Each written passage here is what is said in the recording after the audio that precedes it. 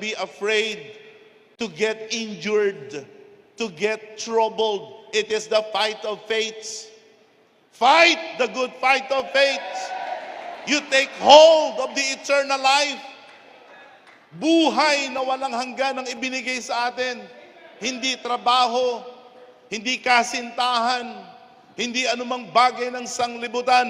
Ang ibinigay sa atin ay buhay na walang hanggan. Satan will try to steal your salvation.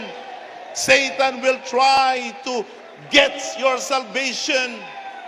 But do not give up your salvation.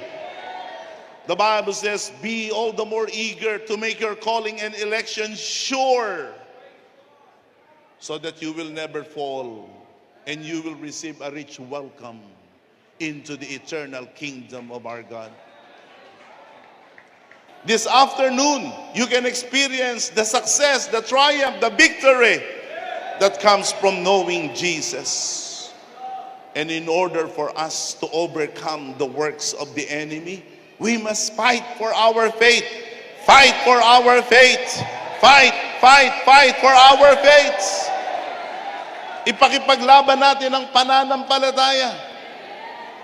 Hindi dapat tayo lumaban ng duwag. Hindi dapat tayo lumaban ng takot. Tayo ay higit